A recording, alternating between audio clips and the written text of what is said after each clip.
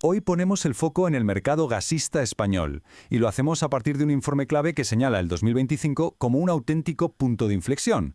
Ojo, porque no estamos hablando de un año cualquiera, sino del epicentro de una transformación estratégica de gran calado. Vamos a ver cuáles son sus claves. Vale, para comprender a fondo esta reconfiguración, el análisis se apoya en tres pilares que lo explican todo. Primero, vamos a ver una demanda que sube, pero con unas dinámicas internas que son, bueno, muy interesantes. Segundo, un cambio que es histórico en el mapa de quién nos vende el gas. Y tercero, cómo España se consolida como una pieza, ahora sí, clave en el puzzle energético europeo. Muy bien, pues vamos a por el primer pilar, la demanda. A simple vista lo que vemos es un crecimiento importante, sí, pero aquí la clave, lo que de verdad importa, es rascar un poco en la superficie para entender las fuerzas, a veces contrapuestas, que hay detrás de ese número final. Y en este gráfico se ve perfectamente lo que comentábamos. Fíjense, el crecimiento total se descompone. Y vemos que mientras el consumo industrial, el de toda la vida, baja, hay dos motores que tiran del carro con una fuerza tremenda. Por un lado, muchísimo más gas para generar electricidad y por otro, un subidón en las exportaciones. Es precisamente esta dinámica interna lo que es crucial para entender cómo se está reconfigurando todo el mercado. Y si tuviéramos que quedarnos con un solo dato, con la cifra que lo cambia todo, sería esta. Más de un 33% de aumento en la demanda de gas para producir electricidad. Este, y no otro, es el factor que está redibujando el tablero por el lado de la demanda. Pero, ¿qué implicaciones estratégicas tiene esto? Pues básicamente que el gas ha pasado a ser la tecnología de respaldo crítica para el sistema eléctrico. Ya no hablamos solo de un combustible más, no, es el seguro de vida del sistema, el que garantiza la estabilidad.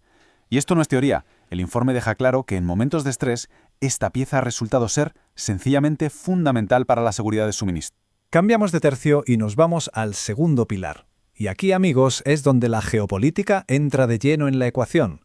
Lo que el informe documenta es ni más ni menos que una reconfiguración histórica y además rapidísima de nuestros proveedores de gas. Y esta comparativa lo deja clarísimo. Es muy visual. Comparemos los dos gráficos, 2024 frente a 2025. Vemos que Argelia sigue ahí como principal proveedor, ¿vale? Pero la gran noticia, el verdadero titular está en el segundo puesto. Fíjense en el sorpaso. Estados Unidos no solo entra, sino que duplica su cuota y desplaza a Rusia de una forma muy clara. Un 97%. Repito, 97%. Ese es el crecimiento en solo un año de las importaciones desde Estados Unidos. Esto significa que el país norteamericano ha pasado de ser un proveedor más, uno relevante sí, a ser un socio estratégico absolutamente clave para nuestra seguridad energética. Y aquí tenemos las cifras en bruto, los gigavatios hora que hay detrás de ese porcentaje. El salto es evidente, las importaciones prácticamente se duplican. Y ojo, porque según el informe, esto no es una casualidad. Este movimiento encaja perfectamente con acuerdos comerciales de mucho más calado entre Estados Unidos y Europa para potenciar la compra de sus hidrocarburos. Y claro, mientras una potencia sube, otra baja. A la vez que vemos el ascenso meteórico de Estados Unidos, se produce este otro movimiento que es igual de importante, una caída de más del 40% en el gas que llega desde Rusia. Y de nuevo, esto no es un simple vaivén del mercado. El análisis es tajante en este punto. Estamos ante una estrategia deliberada a escala europea para diversificar las fuentes y sobre todo para reducir la dependencia energética de Rusia. Se está preparando el terreno para futuras restricciones. Todo esto lógicamente nos lleva al tercer y último pilar. La gran pregunta es, ¿cómo está aprovechando España toda esta situación, todos estos cambios en la demanda y en el suministro? Pues la respuesta es clara, consolidándose como un hub de gas natural licuado, un centro neurálgico que se está volviendo indispensable para Europa. Y las pruebas de esto son contundentes. Miren estos datos. Las exportaciones suben más de un 17%, lo que significa que estamos reforzando el suministro al resto de Europa. El bunkering marítimo, que es el repostaje de barcos, se dispara un 62%, posicionándonos en la descarbonización del transporte. Y quizá la más impresionante, el sistema ha demostrado una flexibilidad brutal al gestionar gas de hasta 16 países diferentes. Casi nada. Pero si hay un dato que lo resume todo, que es casi una declaración de intenciones del mercado, es este. 100%. Se asignó absolutamente toda la capacidad logística de GNL a largo plazo. Es más, la demanda fue tan bestia que llegó a triplicar la oferta que había disponible. Un récord histórico que lanza un mensaje al mercado que es imposible de ignorar. Y esto, claro, no es una anécdota. Es que, como dice textualmente el informe, es un indicador económico inequívoco. ¿Qué significa esto en la práctica? Pues que el mercado está poniendo su dinero, y a largo plazo, en la infraestructura española. Es una apuesta en firme por el papel de España como hub logístico para, como mínimo, las próximas 2 décadas.